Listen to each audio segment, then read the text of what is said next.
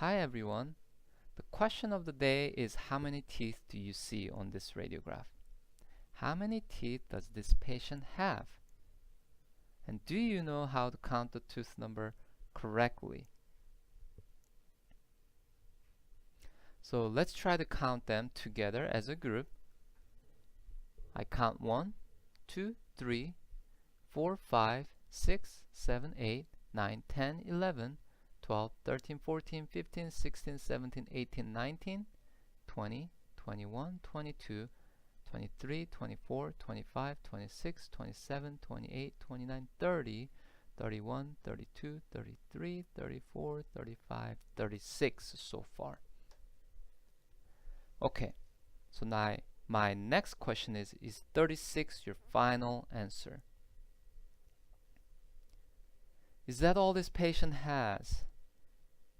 Or does the patient have more than that? Take a look at the panoramic radiograph very carefully and make up your mind as to whether this patient has 36 teeth total or if they have, or this individual has more than that.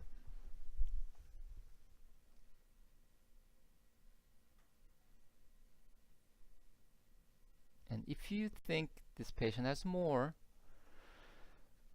what should be the next radiographic imaging tool that we should use, and where do you think that tooth is located? Or is your 36 your final answer? If it is, I'm sorry, but you're incorrect. So that is an incorrect answer. This patient does have more than 36 teeth. Why don't I zoom in a little bit?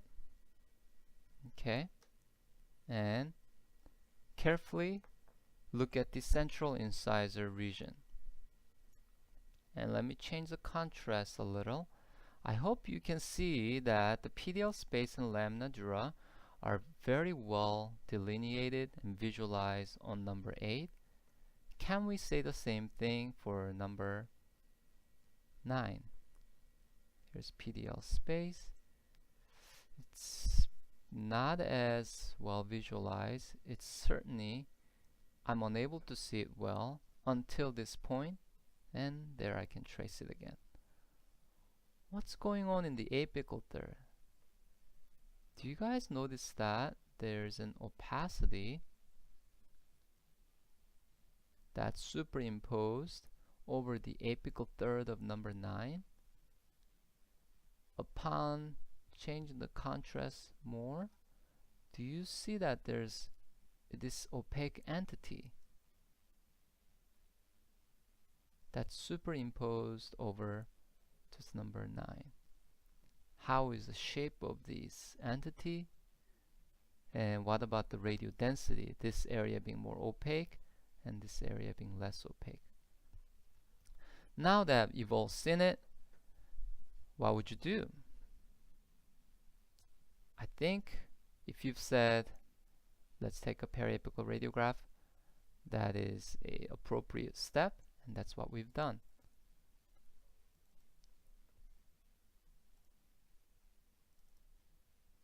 So here's a PA of that area.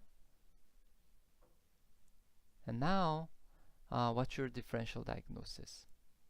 Once again, we can visualize this, this opacity.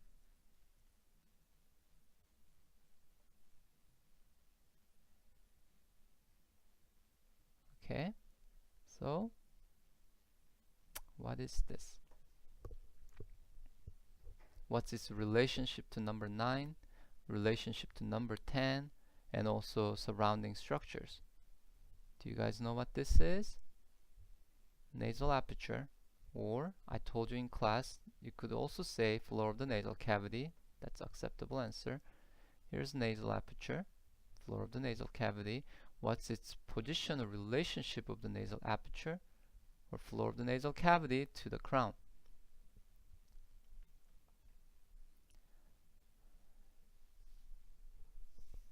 Okay.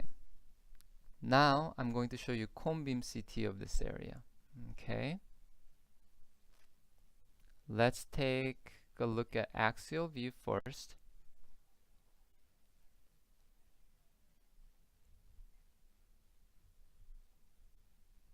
Starting from the top end of the volume, moving inferiorly, we're seeing nasal septum and turbinates. Nasal pathway, obviously. So let's get to the area of interest. There we go. We're starting to see APCs of maxillary dentition along with alveolar process, buccal cortex. You can see that this sharp pointy area indicates anterior nasal spine. Alright, we're seeing this opaque entity right there. Highly radio-opaque entity with the radiodensity of an enamel. Okay, and its apical portion is extending toward the midline of the maxillary arch. Okay, so this is the apical portion of that entity.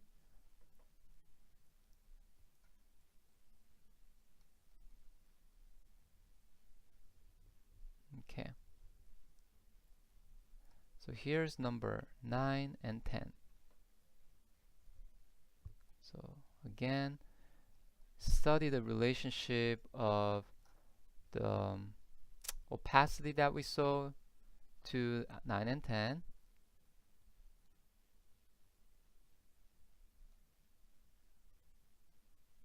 And let's take a look at this again on the coronal view.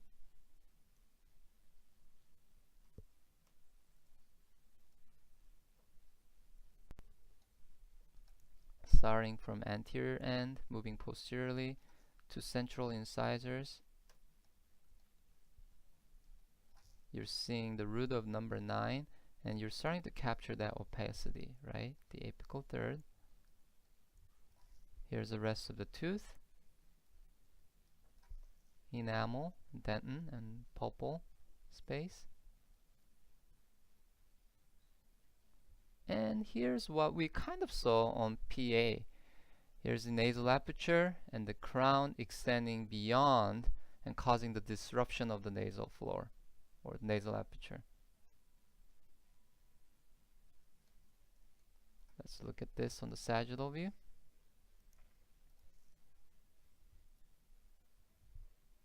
There you go.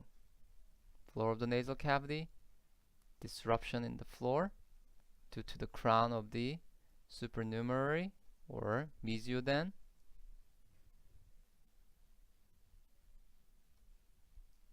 And there you have it. So answer is 37 instead of 36. Was it easy to visualize that on panoramic radiograph? Perhaps depending on your experience, right? Depending on your level of interpretation skill, you may not have seen it at all, or maybe some of you said that noticed something that you were suspicious but you weren't quite sure. But if you can get to that stage, I'll be extremely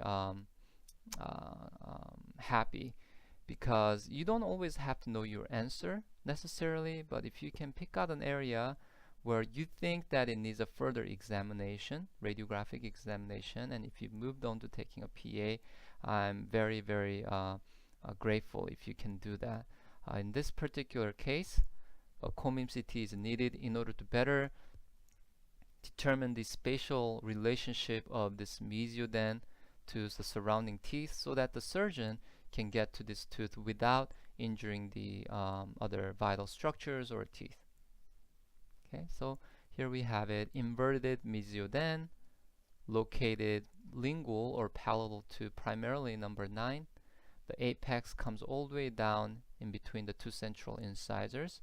One area that I did not mention but I would like to address is its relationship to nasopalatine canal. The resolution of the scan unfortunately is not optimum in this case. It's a little blurry. Here you're starting to see the canal. and there it is. It actually engages the root. So why is that important? Well, if you're going after this tooth to extract, you want to be mindful that there's neurovascular bundle contained in this nasopalatal foramen and canal, right? So that is something that you want to remember, and also you obviously do not want to injure the surrounding teeth either. Okay, well, that's it. I hope that was helpful and helped you to become a better radiographic diagnostician, and we'll see you again. Bye.